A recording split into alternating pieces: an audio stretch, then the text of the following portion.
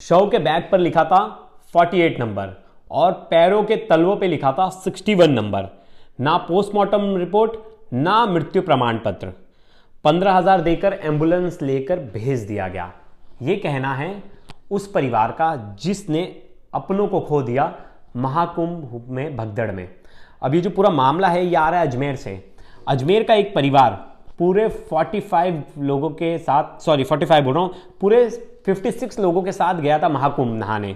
22 जनवरी को ये पूरे लाव लश्कर से ये पूरे लोग अजमेर से प्रयागराज गए थे। अब वहाँ ये मौनी अमावस्या को इन्होंने डिसाइड किया कि हम उस दिन नहाएंगे। उससे पहले कुमरिया बाबा जी के आश्रम में ये सब रुके थे। जिस दिन मौनी अमावस्या का दिन था, जो 29 जनवरी को, ये रात को 12 बजे स्नान के लिए निकल गए।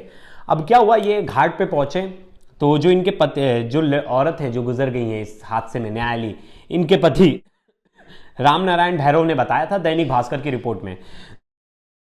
तो उन्होंने बताया कि हम लोग निकल तो गए थे नहाने के लिए, हम जब वहां पहुंचे तो पता चला कि भीड़ है, एक साइड ही आने जाने का रास्ता है, लेकिन हमने स्नान करके 12 बजे के आसपास हम वहां से स्नान करके निकलने लगे। लेकिन भीड़ इतनी ज़्यादा थी, भगदड़ इतनी ज़्यादा थी कि अचानक से मेरी बीवी से हाथ छूट गया और वो भीड़ में कहीं खो गई।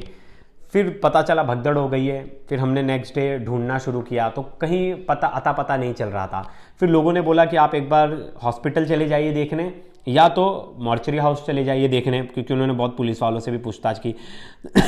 तो 5 बजे के आसपास वो जाते हॉस्पिटल से हो जाते मॉर्चरी हाउस। वहाँ उन्हें अपनी पत्नी का शव दिखाई देता है। अब ऐसे में उन्होंने बताया कि वहाँ एक बाबू थे, साहब थे, उन्होंने उनसे कहा राम नारायण जी से कि ये लो एक लिफाफा दिया। उस लिफाफे में 15,000 रुपये थे, एम्बुलेंस थी और उन्हें बोला कि आप जा सकते हो घर। और उनकी जो डेड बॉडी थी उनकी पत्नी की, वो उनके हवाले कर दिए वाइट बैग में। उसी समय यूपी पुलिस के हेड कांस्टेबल थे उस जगह पे, शैलेश मिश्रा, जिसको जिम्मेदारी दी गई थी इनके साथ की। तो इन्होंने बताया कि ये जो राम नारायण है, इन्होंने बताया कि शैलेश मिश्रा उस वक्त वहाँ थे। अब क्या हुआ, ये डेड बॉडी लेके अपने गांव आ गए, जो अजमेर में इनका गांव था, सैयारा गांव। अब क्या हो गया, इस गांव में आने के बाद जब उन्होंने पूरा अंतिम क्रिया करने जा रहे थे, उससे पहले उनके जो पैर में कंगन थे वो निकालने थे, कड़ा था वो निकालना था। वो निकालने गए तो देखें कि पैर के तलवे पे लिखा था नंबर 61 और जो बैग था उस बैग पे लिखा था नंबर 48। तो परिवार का ऐसा कहना है कि हमें बताया ही नहीं गया ये नंबर्स किस लिए दिए गए हैं, ये नंबर्स हैं क्या, और ना ही हमें पोस्टमार्टम रिपोर्ट दी गई है, ना ही हमें जो मृत्यु प्रमाण पत्र है वो दिया गया है। दोनों में से कुछ भी नहीं दिया गया। तो जो रिपोर्टर है उन्होंने पूछा कि क्या आपके पास सरकार का कोई जो है कोई आया, बताया आपको कि सरकार ने एक राशि घोषित की है जो मृतक है उन लोग के लिए? तो उन्होंने कहा नहीं, अभी तक सरकार की तरफ से भी नहीं आया है, ना कोई अधिकारी आया जिसने हमने मुआवजे की बात बताया और ना मुआवजे की कोई बात हुई है। राम नारायण जी उस रात की जो काली घटना है उसे बताते हैं, बोलते हैं कि भगदड़ हुई और रास्ता बड़ा पैक्ड था, एक ही तरफ से आना था, एक ही तरफ से जाना था। इसी की वजह से कंजेक्शन इतना ज़्यादा हो गया कि वो मेरी पत्नी से हाथ छूट गया।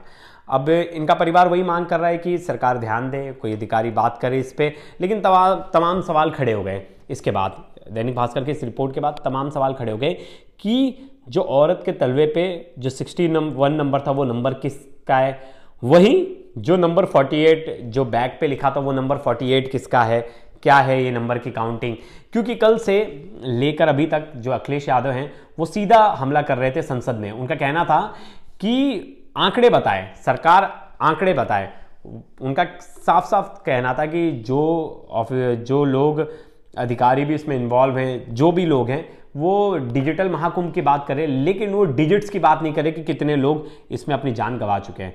और वहीं सीएम योगी आदित्यनाथ जी का भी बाइट आया इसमें, उन्होंने भी कहा कि ये लोग इस पे राजनीति कर रहे हैं और कुछ लोग सनातन विरोधी काम कर रहे हैं, और बहुत सारे लोग तो ये चाहते थे कि इस तरह की कोई हादसा हो जाए।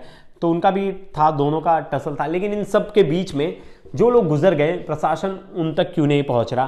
क्योंकि वो भी मुआवजे की मांग करेंगे आगे जाके। जब उन्हें मुआवजा लेना है तो उन्हें पोस्टमार्टम रिपोर्ट और वहाँ मृत्यु प्रमाण पत्र, वहाँ का दोनों चीज़ चाहिए होंगी। क्योंकि आप रिजेंबल कैसे करोगे कि आप आपका जो घर वाला था वो वहाँ था या नहीं था। बाद में तो कागज़ ही काम आते हैं, और कागज़ ही नहीं होंगे आपके पास तो आपको मुआवजा कैसे मिलेगा। तो इस पे तो मतलब बहुत ही इम्पॉर्टेंट है कि ध्यान देने की, क्योंकि ऐसे बहुत सारे केसेस आएंगे। अभी तो एक एक गांव के एक एक आ रहे जो दूर थे, बहुत लोगों के बारे में अभी तक हमें पता भी नहीं कि कितने थे वो, 30 के 30 लोग कौन थे, अभी तक उनके बारे में पूरी जानकारी नहीं है। वहीं लापता लोगों की भी कल 2-3 रिपोर्ट्स देख रहा था कि लापता लोगों के भी है। वहीं खोया पाया केंद्र में बहुत सारे लोग लापता थे, उनको उनके परिवार से मिलाया भी, लेकिन अभी भी बहुत सारे 1-2 मिल जाते हैं जो अपने परिवार को 3-3 4-4 दिन से ढूंढ रहे हैं, लेकिन उनका कोई अता पता नहीं। लेकिन अभी भीड़ इतनी ज़्यादा है, तो एक साथ प्रशासन का भी यही कहना है कि इतने लोग डेली कंप्लेंट आ रही है, कोई खो गया है, कोई नहीं मिल रहा है, तो हम उसे डेली ट्रेस कर रहे हैं, ढूंढ रहे हैं लोगों को, लोगों के घर तक पहुंचा रहे हैं। तो इसमें टाइम लगता है, क्योंकि इतना बड़ा कुंभ मेला है, एक एक आदमी को ट्रेस करना, एक एक आदमी को ढूंढना, इसमें बूढ़े बहुत ज़्यादा है, तो बड़ा मुश्किलात आते हैं। अब आज पीएम मोदी वहाँ गए, और अब तो खैर व्यवस्था जो है कुंभ में वो काफ़ी सुधरी है, क्योंकि जो ट्रेनी आईपीएस थे उनको बुलाया गया हैदराबाद से, वो आके कमान संभाले बैठे हैं, और बहुत सारे जो स्टाफ थे पुलिस के, एक्स्ट्रा बटालियन बुला ली गई, सब मतलब अब ऐसा लग रहा है कि जो काम पहले होना चाहिए था मौनी अवस्था के, वो अब किया जा रहा है।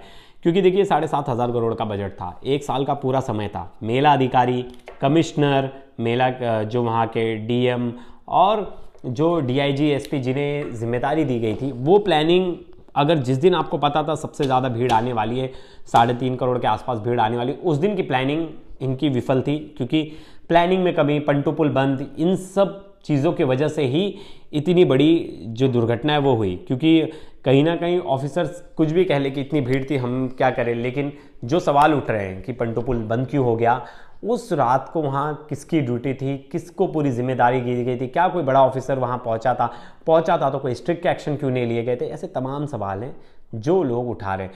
फिर एक नेता हैं, उन्होंने कह दिया कि 3 जगह भगदड़ हुई थी, फिर कांग्रेस के एक नेता ने तो बहुत बड़ा बयान दे दिया था, मतलब उस बयान का कोई मतलब नहीं होता। फिर हेमा मालिनी का भी बयान आया था, ऐसे बहुत सारे लोगों का बयान आ रहा है, पॉलिटिकल बयानबाजी चल रही है, मुद्दा बना दिया गया संसद में कुंभ को लेकर।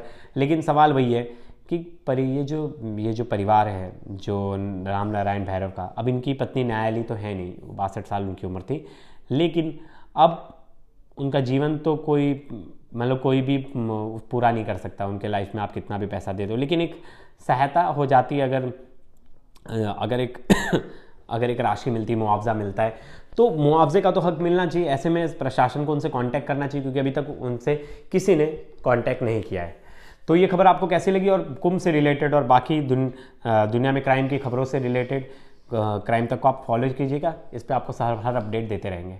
नमस्कार दोस्तों।